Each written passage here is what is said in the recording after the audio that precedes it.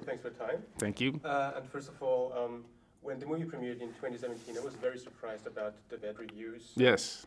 It was a different version. Yes, exactly. That was until I was like, what happened? Because it's the director from Me and Earl. Yeah, yeah. And then I realized that it was not the version that you No. wanted to show. And so thankfully then 101 took over. Yes. And they allowed you to do the director's cut. Yes. So I was wondering, can you explain what the differences are between the two versions and what you were able to fix that didn't work back then? Yes, it was a very difficult time, only because you pour your heart into something and it hasn't found its shape yet, and it's rushed to the screen under very chaotic circumstances, and then reviewed, and now there are hundreds of reviewers, and bad tweets catch on like gossip, and it was very hurtful, and so there was a period between then and now where the film just sat in limbo because the studio that had it had collapsed, and what it did is allow your ideas to settle, and without the noise and the chaos around it, and you start to see the film clearly again, and the film that you intended to make without compromises and negotiations, and the biggest differences, I think, are I think there's a lot, so I'm trying to remember everything, because it's certainly a version of the film that I don't like to think about, so it's not like the ideas come fresh, but certainly there's the length of the film. It hadn't found its rhythm. It had a different score that was still being worked on, and it wasn't quite in sync with the picture yet. There was a push, there was a fear, not from me, from the studio, that they didn't want Edison to be so dark. And when you make two protagonists kind and it's a war, there's no tension. You neuter the film, and it was okay to dislike Edison if you understood how he thought and why he was making the decisions, or just embrace the fact that that ambition was going to take over. And it was okay to go to that dark side, and then that creates a very a human portrait of these two men with all their flaws, and that makes it real, and I think that makes it more alive and more human, whether you like them or not. You see parts of yourself in them, I think. There was voiceover and ADR, additional dialogue, that over-explained the technical aspects of electricity, which is very boring sometimes. And that was a nice balance to find. How much do you give an audience just so they understand enough to follow the story before it feels like homework, and becomes cold and detached. And it was a very rough cut that hadn't found its rhythm, with too much sentimentality and over-explaining of ideas and feelings, and that it was not my version of the movie, period. So it was very hard to have that out in the world and be judged as my film, even though it is my film. That would have been the version that I would have left behind as my legacy.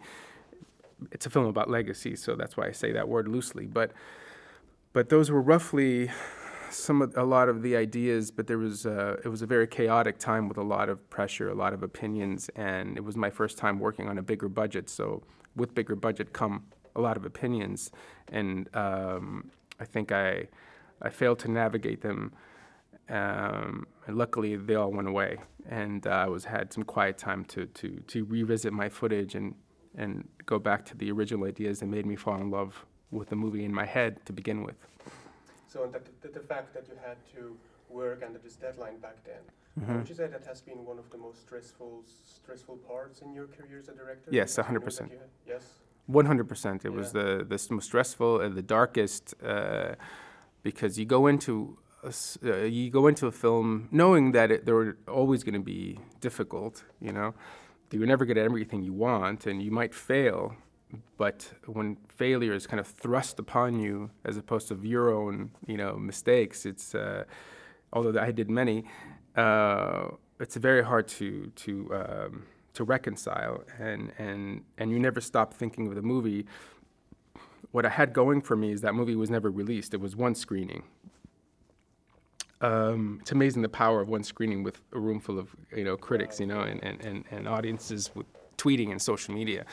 But it's amazing how much damage that could do if you're not ready, because the world just works in different ways. It's not a screening with 10 newspapers, in the old days. Yeah, it's a very different world, and it becomes very personal, the personal attacks. And so I had what I had going for me that kept kind of this furnace, kind of burning, and the dreams kind of still very much alive.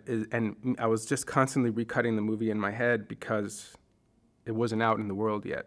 So it wasn't finished. I still had a chance, maybe, to get my footage back one day. And so the second I did, the ideas had become very clear, and it was very easy to kind of attack and at least make it the best version that I can possibly make it, and take the blame of any reactions and criticisms. I would own them, as opposed to be one of feeling like it was the result of being too vulnerable or overpowered. It was more empowering, and whatever happens with it, it's on me, and that is liberating. And I wanted to ask if it feels weird to be back on tour with a film that you presented years ago, but this is not the same movie. So would you say you feel more relaxed now, or do you feel even more pressure because it is your version now? I never went on tour with the first version. Again, it was one festival. Yeah. It was crazy, but it's amazing. It just kind of defined the film. But no, it feels very good to be able to talk about a film that I truly love, and I'm not saying that I love my work. I love everybody's work in it, and I think the acting is beautiful. Every department did such beautiful work, and I think we got close to something interesting. Whether it's good or bad, it's not for me to decide. But I had the first public screening of this was last week. This version with the public in Los Angeles, and it was the first time that was very scary, just the process of finally letting go. Yeah. And it was incredibly cathartic. Afterwards, my body just kind of completely let go.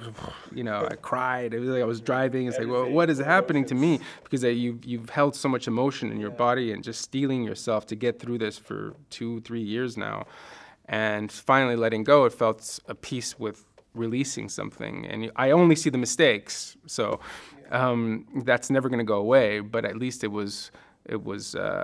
all mine, and so that was a very interesting.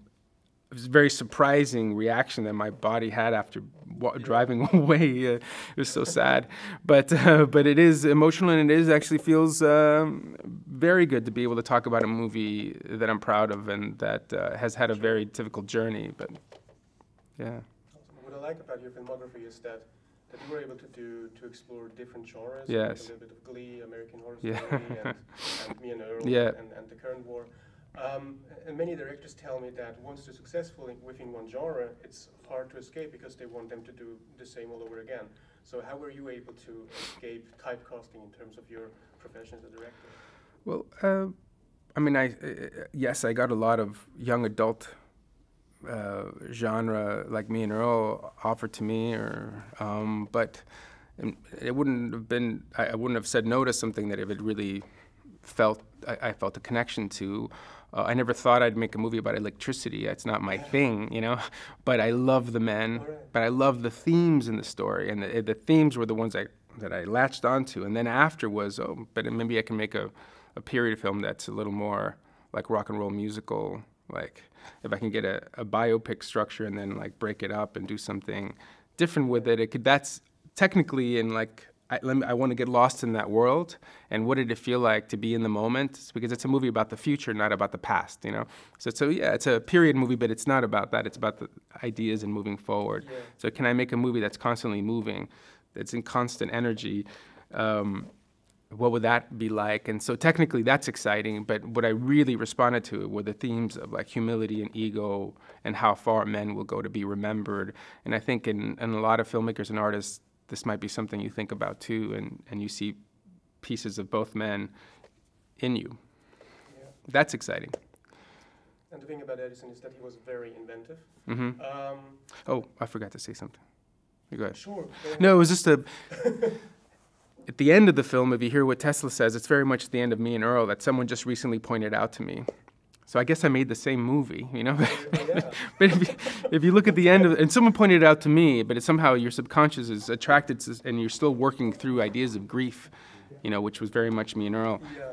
And you realize that you're still working through them and integrating that loss that I was processing so personally, but now it's through Edison and his wife, and then Tesla at the end of it's what we leave behind that matters. And you realize someone just played, well, that's the end of Earl, isn't it? And I said, I guess so.